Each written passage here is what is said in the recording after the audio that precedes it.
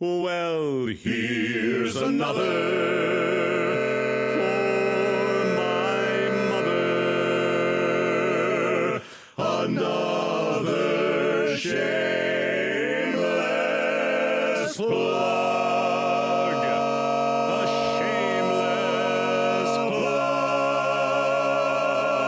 plug. How are you feeling? We've been talking for an hour. I know you got a big full day. What are you going to do with the rest of it? Oh, there's always a lot to do.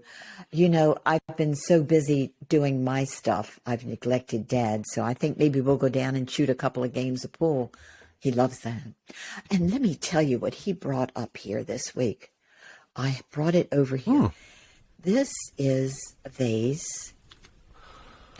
He turned it on a lathe and made this for me. Now, Is that wood? It's wood. Wow. He wants everybody to know that he had help. He has an instructor who teaches him. His name is Ron Brown. He's wonderful. And he has taught John how to do this, but I think he did this pretty much on his own. The dark marks that you see are called spalting, S-P-A-L-T-I-N-G. Spalting, yeah. And really, it's a process of the tree kind of dying. These little streaks are parts of the tree that are no longer vibrant, I believe. Anyway, it's so beautiful.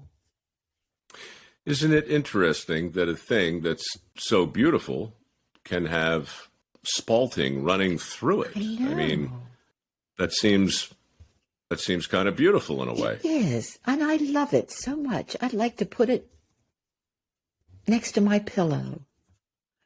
That's silly. No, I know, that's right. goofy. No, I mean, if you put some roses in it or something, an empty vase by a pillow, I don't know what that signifies. I wouldn't rest your head upon it.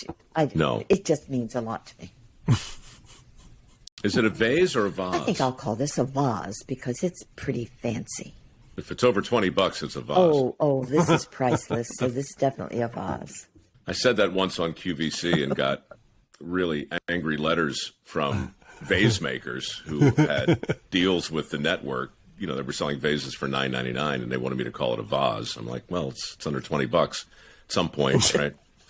Nobody had a sense of humor in those days, really. No, they really don't. When they're selling product that they've, people don't like their product made fun of. They get uptight. They really do. I don't know if you tracked what she was saying before, but I've never heard anybody describe their signature in terms of gross weight. But she signed enough book plates. She signed 37 pounds of book plates. 37 pounds of signatures. Yeah, he did. And I know this because Dad brought the bathroom scale in here and lifted up half at a time and put them on the scale. And sure enough. And then did the math. Yeah. Yep. All right. You've been weighed and measured. Is it time to say goodbye? Is this it? It can be. I thought we were signing off before.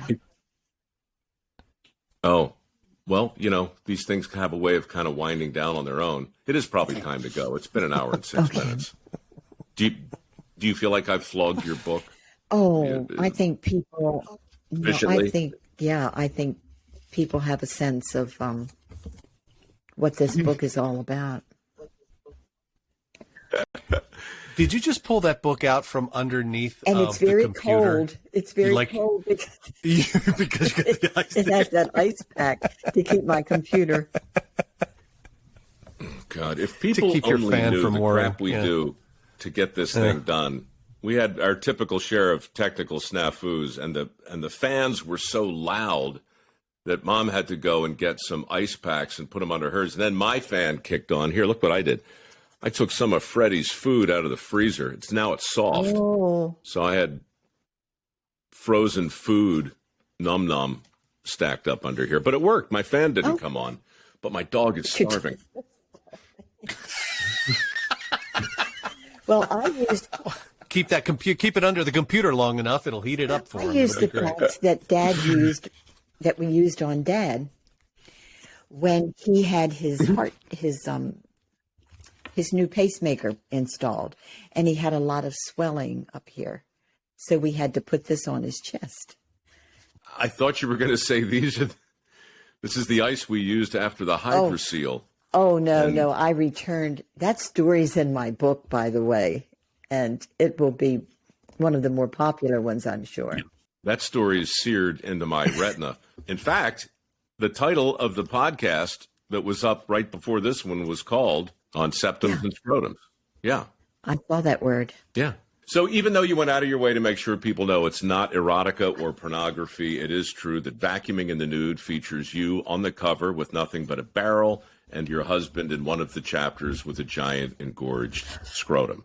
People should just know that as they consider. Of that, though. There's no picture. No.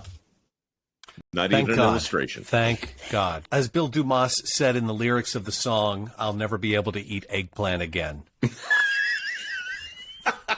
That's true. I mean, there are lyrics to that. That's true. Yeah. Oh, yeah. Well, I have to admit that whenever we're faced with a real eggplant, we remember that story, too. All right, folks. So if you're listening to this on the 16th of August, then my mom's book is officially available and you are officially invited to get a copy. There might